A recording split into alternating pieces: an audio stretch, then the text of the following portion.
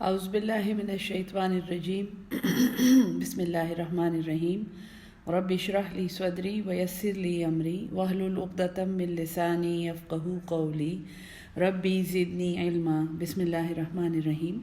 سورہ آل عمران آیت نمبر 78۔ تیسرا پارہ آج انشاءاللہ ختم ہو جائے گا، اور بنی اسرائیل کا بیان چل رہا ہے جہاں پر ان کی باتیں اللہ تعالیٰ بتاتا ہے، اور اس کے توسط سے مومنوں کو اللہ تعالیٰ سمجھا رہا ہے کہ کن اعمال سے انہیں انتہائی بچنے کی ضرورت ہے اگر وہ بنی اسرائیل جیسا انجام نہیں چاہتے اور ان جیسے انجام سے بچنا چاہتے ہیں۔ بسم اللہ الرحمن الرحیم۔ وَإِنَّ اور بے شک منہم ان میں سے، یعنی ان لوگوں میں سے، لفریقاً ایک گروہ ہے، یلوون جو موڑتے ہیں، ٹھیک ہے جی، تلیا سے یا موڑنے سے، والا یا ولی، جو اس کا مطلب ہے ولی وہ دوست ہے جس کی طرف آپ مصیبت کے وقت میں مڑتے ہیں، جس کی طرف رجوع کرتے ہیں۔ اور یہی بات اگر آپ کو یاد ہے سورہ البقرہ میں آئی تھی، کیونکہ یہاں پہ جو بات ہو رہی ہے کہ ان میں ایک گروہ ہے، یلوون السنتہم، جو موڑتے ہیں اپنی زبانوں کو۔ اب انٹرسٹنگ بات یہاں پہ فرق آپ یہ نوٹ کریں کہ بنی اسرائیل کے ریفرنس سے بات نہیں ہو رہی ہے، اہل کتاب کے ریفرنس سے بات ہو رہی ہے۔ ان اہل کتاب میں مسلمان بھی شامل ہیں، یہود بھی شامل ہیں، اور نصرانی بھی شامل ہیں۔ اور اللہ فرماتا ہے کہ ان میں ایک گروہ ہے جو اپنی زبانیں موڑتا ہے، السنتہم، اپنی زبانوں کو، بالکتاب، کتاب میں، یعنی اللہ کی کتاب پڑھتے ہوئے وہ اپنی زبانوں کو ایسے موڑتے ہیں اور ایسے ایسے ایکسنٹس بناتے ہیں اور ایسی باتیں بناتے ہیں، لتحسبوہ، تاکہ تم سمجھو، من الکتاب، کہ جو کچھ وہ بول رہے ہیں وہ کتاب میں سے ہے۔ بڑی انٹرسٹنگ یہ ایک بات ہے جو یہاں اللہ نے کی ہے، اور بڑی ایک میں کہتی ہوں خطرناک بات ہے، کیونکہ یہ شان نزول تو اس کا، چونکہ یہ مدنی صورت ہے، مدینہ میں آئی ہے، اور وہاں کے یہود کا ذکر ہے جو تورات میں سے باتیں گھڑ گھڑ کے بتاتے تھے اور کہتے تھے کہ یہ اللہ نے فرمایا ہے اور تمہاری کیسی کتاب ہے، اور محمد صلی اللہ علیہ وسلم کیسے پیغمبر ہیں، نعوذ باللہ، جو اس طرح کی باتیں کرتے ہیں، حالانکہ یہ تو کتاب میں ہے ہی نہیں۔ یا تو وہ اس کتاب کی بات کو چھپا جاتے تھے، یا وہ اپنی علمیت کا اظہار ایسی بڑی بڑی باتیں کرتے تھے اور تورات کے سٹائل میں وہ باتیں بناتے تھے، اور ویسی لگتا تھا جیسے وہ تورات کی تلاوت کر رہے ہیں، لیکن ایسی کوئی بات ہوتی نہیں تھی۔ تو فی زمانہ اس طرح کے، چونکہ ہمارا تو ڈائریکٹ اہل کتاب کے ساتھ مطلب فیس ٹو فیس کانٹیکٹ تو نہیں ہوتا ہے، لیکن فی زمانہ میں کہتی ہوں کہ ہمیں اپنے علم کا اظہار کرتے ہوئے، اور جو لوگ علم کا اظہار قرآن کے اور سنت کے ریفرنس سے کر رہے ہوتے ہیں، ان سے اس لحاظ سے بہت ہوشیار رہنے کی ضرورت ہے کہ کوئی بھی بات اگر بڑے ہی علمی طریقے سے کی جائے اور اس میں ایسے الفاظ استعمال کیے جائیں جو قرآن اور سنت میں استعمال ہوتے ہیں، تو وہ بات قرآن اور سنت والی نہیں بن جاتی۔ جب تک آپ کو خود علم نہ ہو، جب تک وہ پڑھانے والا جو ہے اس کا ریفرنس آپ کو صحیح طرح نہ دے دے، ہر بات ماننے سے گریز کریں۔ اور اس کی جو سب سے آسان مثال ہے وہ ہماری واٹس ایپ پہ فارورڈ ہونے والی حدیثیں اور آیتیں ہیں۔ ایون میں تو حدیث تو میں کہتی ہوں کہ ہم لوگ بخاری سے چیک کر لیں، صحیح جو صحاح ستہ ہیں ان سے ضرور چیک کرنا چاہیے ریفرنس، اور فارورڈ کرنے سے پرہیز کریں۔ اور جو قرآن کی آیات ہیں، آپ یقین کریں میں نے قرآن کی بھی من گھڑت آیات دیکھی ہیں، اور من گھڑت آیات تو بہت ہی ایک حد سے بڑی بھی چیز ہے، من گھڑت ترجمے دیکھے ہیں اور تفاسیر دیکھی ہیں، جو ایسے لگتا ہے جیسے وہ اسی آیت سے ان کا تعلق ہے، لیکن وہ ہوتا نہیں ہے۔ تو بہت احتیاط رکھیں کہ تم یہ سمجھو کہ یہ بات کتاب میں سے ہے، حالانکہ وہ کتاب میں سے نہیں ہے۔ وما ہوا من الکتاب، حالانکہ وہ اس کتاب میں سے نہیں ہے۔ وَيَقُولُونَ، اور وہ کہتے ہیں، ہوا من عند اللہ، یہ تو اللہ کی طرف سے ہے۔ وما ہوا من عند اللہ، حالانکہ وہ اللہ کی طرف سے نہیں ہے۔ وَيَقُولُونَ عَلَى اللَّهِ الْكَذِبَ، اور وہ کہتے ہیں اللہ پر جھوٹ۔ یہ بات بہت زیادہ یعنی دل سے سننے والی بات ہے کہ قرآن اور سنت کی اور دین کی بات جب آپ کریں، جب ہم سب کریں، تو بہت زیادہ احتیاط کی ضرورت ہے، بہت زیادہ احتیاط کی۔ تو وہ کہتے ہیں اللہ پر جھوٹ، وہم یعلمون، حالانکہ وہ جانتے ہیں۔ تو اللہ کا کمال شفقت دیکھیں اللہ کا، کیونکہ وہ اللہ کریم ہے، تو اس نے کہا کہ وہ جانتے ہیں، یعنی کہ وہ ایک بری نیت سے اور وہ علم رکھتے ہوئے بھی ایسا کام کر رہے ہیں۔ ہاں، نادانستگی میں بھی لوگ ایسا کام کر جاتے ہیں، تو ان کے لیے پھر یہ ہے کہ وہ اپنا علم مکمل کریں، وہ علم مزید حاصل کریں، اور وہ ہر ادھر ادھر کی بات اور ہر ایرے غیرے کے قول پہ یقین نہ کریں۔ ما کان لبشر، نہیں ہے کسی بشر کے لیے، کسی انسان کے لیے، ان یؤتیہ اللہ، یہ کہ عطا کرے اسے اللہ، الکتابہ، ایک کتاب، یعنی کسی انسان کی یہ شان نہیں ہے کہ اللہ اسے ایک کتاب عطا کرے، والحکمہ، اور حکمت دے اسے، والنبوۃ، اور نبوت دے، ثم یقول للناس، پھر وہ کہے لوگوں کو، یعنی وہ اپنے جو اس کے گرد کے لوگ ہیں ان کو کہے، کونو عبادا لی، کونو، تم ہو جاؤ، یہ ایک حکم ہے، عبادن، بندے، غلام، لی، میرے لیے۔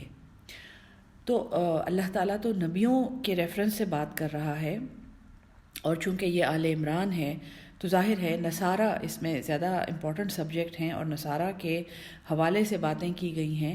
تو اللہ فرماتا ہے کہ دیکھو، کسی انسان کی یہ شان نہیں ہے کہ اللہ اسے کتاب دے اور حکمت دے اور نبوت دے، اور پھر وہ لوگوں کو یہ کہے کہ تم میرے بندے بن جاؤ، یعنی تم میری عبادت کرو، من دون اللہ، اللہ کے سوا، ولیکن، اور لیکن، یعنی لیکن وہ ایسا کہے، کونو، تم ہو جاؤ، ربانیین، اللہ والے، بما کنتم، اس لیے کہ تم سکھاتے ہو، اس لیے کہ تم ہو تعلمون الکتاب، تم علم دیتے ہو اس کتاب کا، تم سکھاتے ہو اس کتاب کو، وبما کنتم، اور اس لیے بھی کہ تم تدرسون، تم خود بھی اس کو پڑھتے ہو۔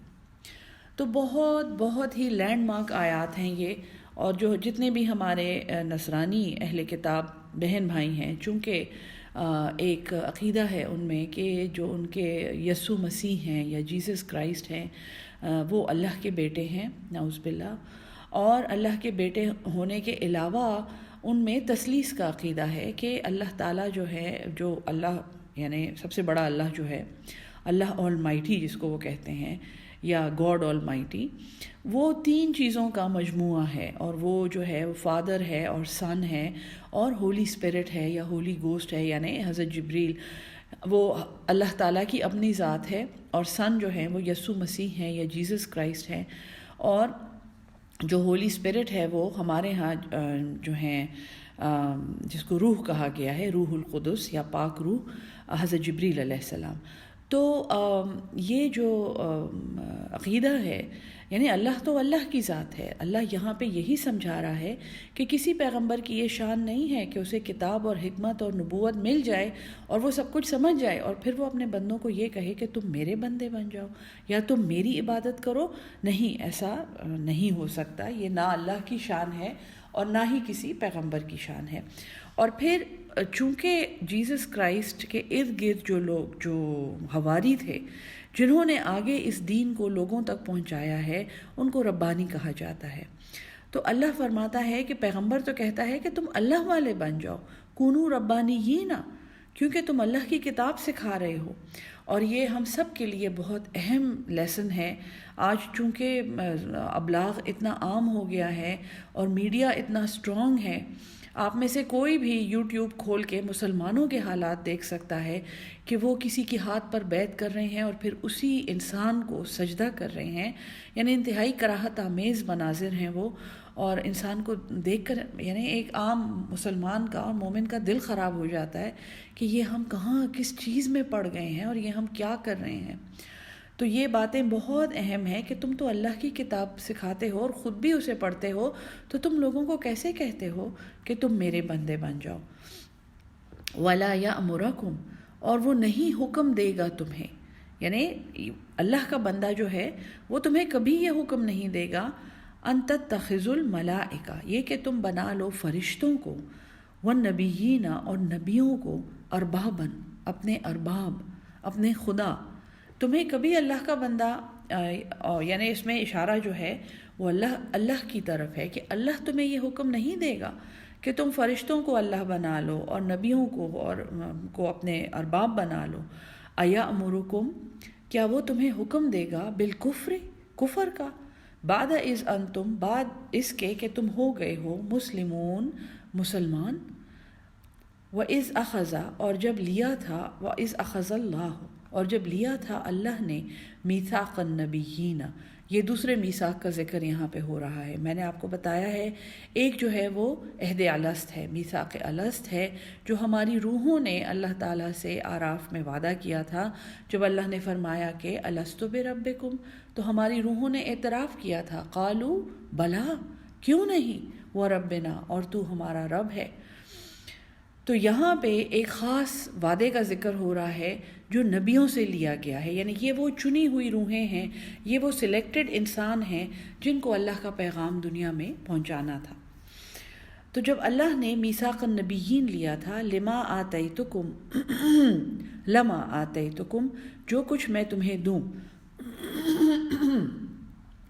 من کتاب میں سے، وحکمت، اور حکمت، ثم جاءکم، پھر آئے تم، رسول، پھر تمہارے پاس رسول آئے، مصدق لما، تصدیق کرتا ہوا اس کی، معکم، جو تمہارے پاس ہے، لتؤمنن بہ، البتہ تم ضرور ایمان لاؤ گے اس پر، وَلَتَنْصُرُنَّهُ، اور البتہ ضرور تم اس کی مدد کرو گے. میثاق نبیین جو ہے یہ ڈاکٹر ذاکر نائک کو اللہ بہترین جزائے خیر دے، ان کی ریسرچ آپ اگر دیکھیں تو میثاق نبیین تورات میں بھی موجود ہے اور انجیل میں بھی موجود ہے.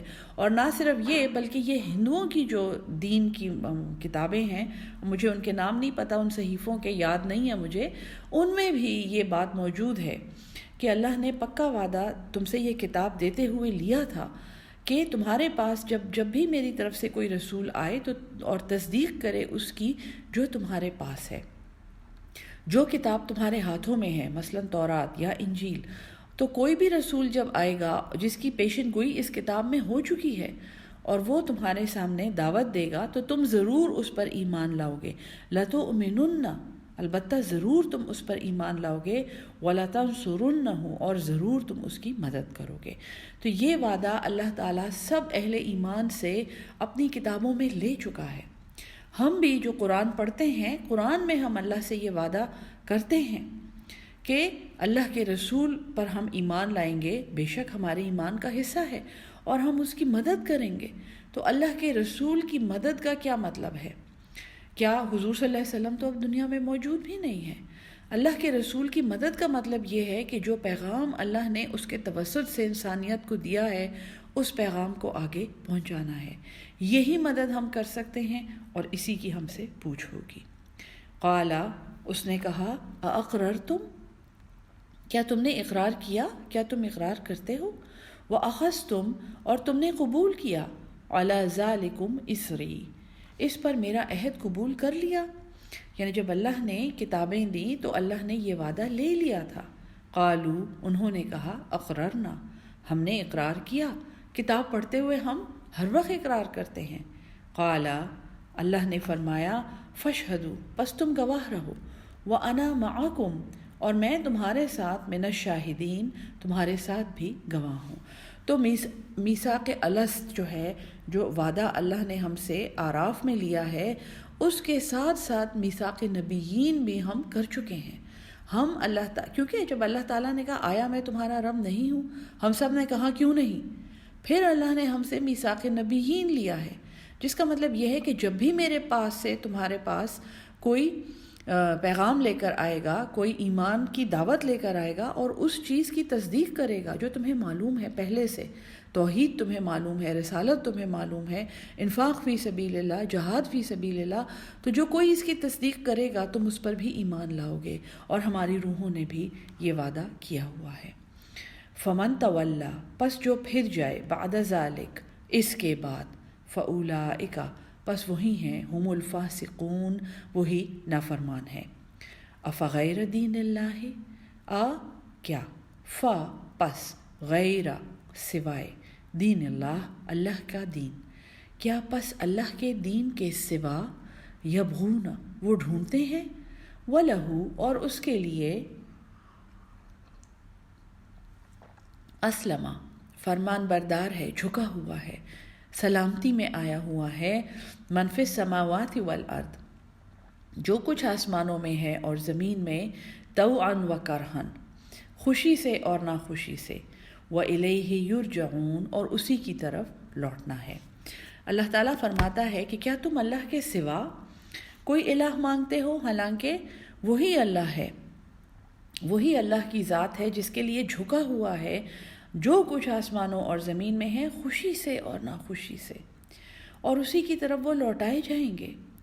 ناخوشی سے جھکنے کا مطلب بہت امپورٹنٹ ہے، بہت، میں نے آپ کو پہلے بھی بتایا تھا، چونکہ یہ قرآن پہ عمل کرنے کا سبق چل رہا ہے، تو اس میں ایک بہت یعنی کہ میں بہت زیادہ ایبسٹریکٹ میننگز میں قرآن کے نہیں جا سکتی، لیکن ناخوشی سے اللہ کی رضا میں جھکنے کا مطلب یہ ہے کہ جو انفیوریبل باتیں ہمیں دنیا میں نظر آتی ہیں، جن باتوں کو دیکھ کر ہم یہ سوچتے ہیں کہ اللہ کہاں ہے، یا جن جنگوں کو دیکھ کر ہم یہ سوچتے ہیں کہ اللہ یہاں مسلمانوں کی مدد کیوں نہیں کر رہا، تو ان باتوں کا یہ جواب ہے کہ خوشی اور ناخوشی جو کچھ اس دنیا میں ہے وہ اللہ کے اذن سے ہے، اور وہ اللہ ہی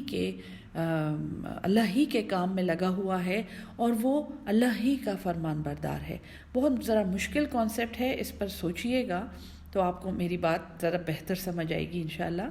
قل آمنا باللہ فرما دیجئے ہم ایمان لائے اللہ پر، وما انزل علینا اور جو نازل کیا گیا ہم پر، وما انزل اور جو نازل کیا گیا علی ابراہیم و اسماعیل و اسحاق و یعقوب، سارے جلیل القدر پیغمبروں کے نام لیے ہیں کہ جو ان پر نازل کیا گیا ہم اس پر ایمان لائے۔ میں نے آپ کو کہا تھا نا کہ آل عمران جو ہے یہ یونٹی آف فیتھ کی صورت ہے۔ یہ بات سمجھانے کے لیے ہے کہ حضرت آدم سے لے کر آج تک جتنے پیغمبر آئے ہیں وہ ایک ہی دین لے کر آئے ہیں۔ یہ ہم لوگوں نے اپنے زمانے اور اپنے کلچر اور اپنے خاندانوں کے لحاظ سے اور اپنے قبیلوں کے لحاظ سے ان کے مختلف نام رکھ دیے ہیں۔ تو فرما دیجئے کہ ہم ایمان لائے اللہ پر اور جو نازل ہوا ہم پر، اور جو نازل ہوا ابراہیم، اسماعیل، اسحاق اور یعقوب والاسباط اور ان کی اولادیں، وما اوتی موسیٰ اور جو حضرت موسیٰ علیہ السلام دیے گئے، وعیسیٰ اور حضرت عیسیٰ علیہ السلام، والنبیون من ربہم اور سارے نبی اللہ ان کے رب کی طرف سے، لا نفرق بین احد منہم لا نہیں، نفرق ہم فرق کرتے ہیں، بین احد کسی ایک کے درمیان بھی، منہم ان میں سے، ونحن اور ہم ہی لہو مسلمون اسی کے فرمان بردار ہیں۔ وَمَن يَبْتَغِ اور جو چاہے گا، غیر الاسلام دیناً اسلام کے علاوہ کوئی دین، جو چاہے گا اسلام کے علاوہ کوئی بھی دین، فَلَن يُقْبَلَ مِنْهُ تو ہرگز نہیں قبول کیا جائے گا اس سے، وَهُوَ فِي الْآخِرَةِ اور وہ آخرت میں ہوگا، من الخاسرین خسارہ پانے والوں میں۔ یہ وہ آیت ہے جو ہر اس دعوے کی بنیاد ہے جو ہم لوگ آج کرتے ہیں کہ جنت تو کلمہ گو کے لیے ہے، اور دین جو ہے وہ صرف اسلام ہے۔ دین اسلام کے علاوہ جو ہے ہم بڑی سہولت سے باقی اہل کتاب پر بھی اور نان اہل کتاب دینوں پر بھی ہم لوگ کفر کا فتویٰ لگاتے ہیں۔ ایک تو کفر کا فتویٰ لگانا کسی کو اجازت نہیں ہے قرآن کی روح سے، یہ بات آپ کو قرآن پورا پڑھ کے انشاءاللہ سمجھ آ جائے گی۔ کفر کا فتویٰ کسی پہ ہم نہیں لگا سکتے۔ کفر کرنا اور کفر نہ کرنا اور ایمان لانا یہ الہی امور ہیں، اللہ کی طرف سے توفیق ہے، اللہ کی طرف سے یہ کسی کو استطاعت دی جاتی ہے کہ وہ ایمان لے آئے، اور پھر وہ ایمان میں کتنا سچا ہے اور اس پہ کتنا عمل کرتا ہے۔ لیکن یہ ہے کہ جو چاہے گا اسلام کے سوا کوئی دین، یاد رکھیں اس میں مذہب کا استعمال نہیں ہوا قرآن میں کہیں پہ، بلکہ مذہب کا لفظ نہیں ہے۔ مذہب جو ہے، مذہب اور دین کا فرق کیا ہے؟ مذہب چند رسومات کا مجموعہ ہے، مذہب جو ہے وہ چند ایسی حرکات کا مجموعہ ہے جو ہم کرتے ہیں اور ہم سمجھتے ہیں کہ ہم ایک مذہب کے پیروکار ہیں۔ ہم 5 وقت کی نماز پڑھتے ہیں، ہم روزے رکھتے ہیں، ہم حج کرتے ہیں، ہم زکوٰۃ دیتے ہیں، ہم کلمہ پڑھتے ہیں، منہ سے کلمہ پڑھتے ہیں۔ یہ مذہب اسلام ہے، یہ اسلام کا طریقہ ہے۔ عیدیں مناتے ہیں ہم لوگ، ایک خاص طریقے سے ہمارے نکاح ہوتے ہیں، یہ مذہب اسلام ہے۔ مذہب اسلام کہاں سے آیا ہے ہمارے پاس؟ وہ دین اسلام سے آیا ہے۔ دین کا مطلب ہے طریقہ، یعنی ہر چیز کا ایک طریقہ، اور دین کا دوسرا مطلب ہے بدلہ۔ تو طریقہ، وہ طریقہ جس کا بدلہ ملنے والا ہے وہ دین ہے، ٹھیک ہے جی۔ مذہب میں ہو سکتا ہے، دیکھیں، ایک کافر بھی ہو سکتا ہے ہمارے سامنے جھوٹی نماز پڑھے، ایسی حرکتیں کرے ہمارے سامنے کہ ہم سمجھیں کہ یہ مسلمان ہے۔ جیسے فی زمانہ بہت سے ایسے لوگ موجود ہیں جن کو پورا قرآن بولنا آتا ہے، تلاوتیں کرتے ہیں، ان کو قرآن کی ایسی ایسی انٹرپریٹیشنز آتی ہیں جو ہم نے کبھی سوچی بھی نہیں ہیں، لیکن وہ مسلمان نہیں ہیں۔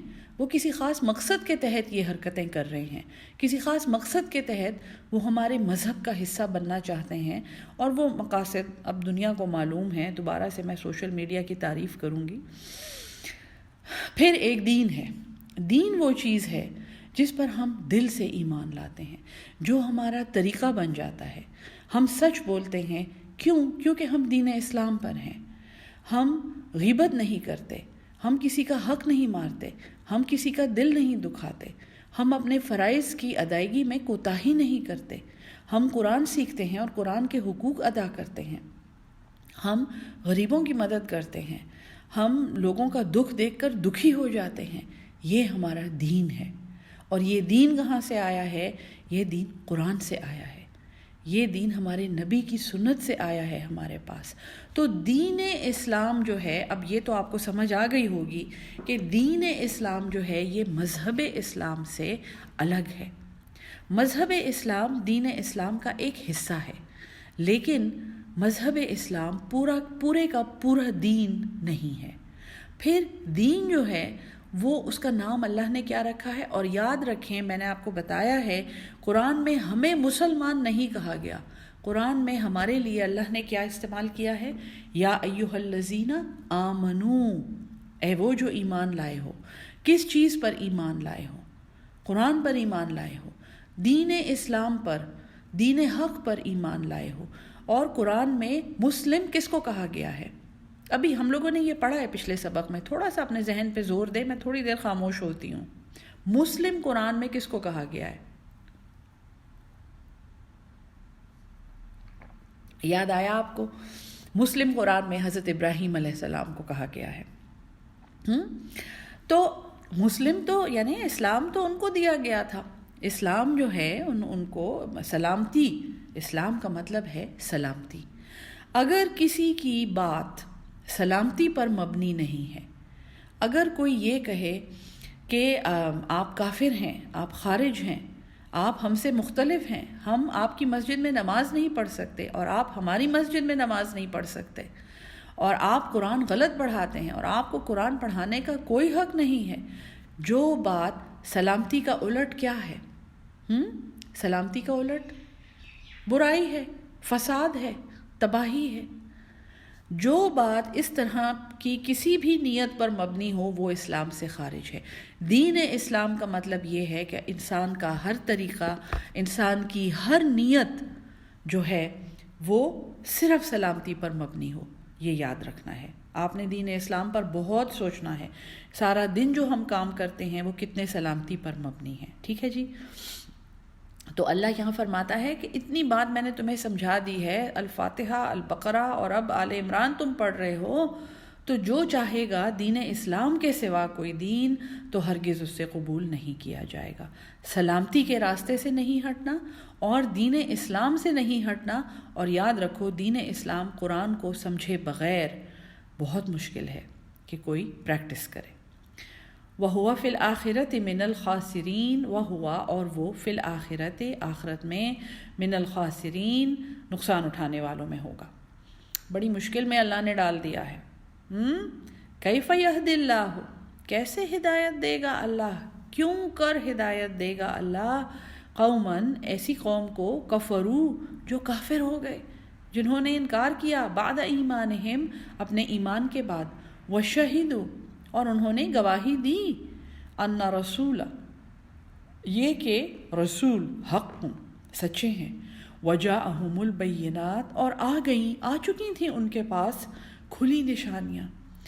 بڑی خوفناک بات ہے، بڑی خوفناک بات ہے ایمان کے بعد انکار جو ہے اس سے بچنا۔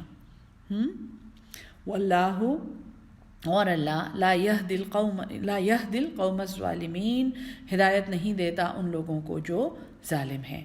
اولئک، ایسے لوگ، یہی وہ لوگ ہیں، جزاؤہم، جن کا بدلہ، ان علیہم، یہ کہ ان پر لعنت اللہ، اللہ کی لعنت ہے، اللہ نے لعنت بولی ہے اس پر جو ایمان لانے کے بعد ایمان کے منافی حرکتیں کرے، والملائکۃ، اور فرشتے، والناس اجمعین، اور وہ لوگ سارے کے سارے۔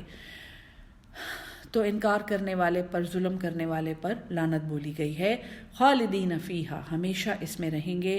لا یخفف، نہیں ہلکا کیا جائے گا، عنہم العذاب، ان پر سے عذاب، ولا ہم ینظرون، اور نہ ہی انہیں مہلت دی جائے گی۔ الا الذین، سوائے ان لوگوں کے، اللہ تسلی فوراً دیتا ہے، سوائے ان لوگوں کے، تابو، جنہوں نے توبہ کی، من بعد ذالک، اس کے بعد، واصلحوا، اور انہوں نے اصلاح کی۔ منہ سے توبہ استغفار نہیں ہے، اصلاح ہے، فساد کی ضد ہے اصلاح۔ فإن اللہ، پس بے شک اللہ، غفور الرحیم، وہ تو بخشنے والا اور بار بار رحم کرنے والا ہے۔ ان الذین کفروا، بے شک جن لوگوں نے انکار کیا، بعد ایمانہم، اپنے ایمان کے بعد، ثم ازدادوا، پھر وہ بڑھتے گئے، مزید ہوتے گئے، کفرن، کفر میں، لن تقبل، ہرگز نہیں قبول کی جائے گی، توبتہم، ان کی توبہ، واولئک، اور یہی وہ لوگ ہیں، ہم الضالون، جو گمراہ ہیں۔ یاد ہے ہم سورہ الفاتحہ میں کیا دعا کرتے ہیں؟ اللہ تعالی ہمیں گمراہی سے بچا لے، من الضالین، یہی وہ لفظ ہے۔ تو یہ وہ لوگ ہیں جو بار بار گمراہی میں مبتلا ہوتے ہیں اپنی توبہ کے باوجود۔ ان الذین کفروا، بے شک جو لوگ کافر تھے، وماتوا، اور وہ مر گئے حالت کفر میں، وہم کفار، اور وہ حالت کفر میں ہی تھے، فلن یقبل، پس ہرگز نہیں قبول کیا جائے گا، من احدہم، ان میں سے کسی ایک سے بھی، ملء الارض، ایک زمین جو بھری ہوئی تھی، ذہباً، سونے کی، اس زمین کے برابر سونا اگر وہ دے دیں، ولو افتدی بہ، اور چاہے افتدا، وہ فدیے میں دے دیں، بہ، اس کو، اولئک، یہی وہ لوگ ہیں، لہم عذاب علیم، جن کے لیے دردناک عذاب ہے، وما لہم، اور نہیں ہے ان کے لیے، من ناصرین، کوئی بھی مددگار۔ یہاں پر تیسرا پارہ ختم ہوتا ہے الحمدللہ۔ انشاءاللہ چوتھا پارہ شروع کریں گے جس میں مزید ایمان کو نکھارنے کے طریقے، کیونکہ یہاں پہ اللہ تعالیٰ نے کفر پر اور حالت کفر میں مرنے والے پر لعنت بولی ہے۔ اللہ تعالیٰ سب کو ایمان پر خاتمہ نصیب کر دے، اللہ تعالیٰ سب کو قرآن پڑھنے والا اور قرآن کو آگے پہنچانے والا، اس پر عمل کر کے آگے پہنچانے والا بنا دے، آمین ثم آمین۔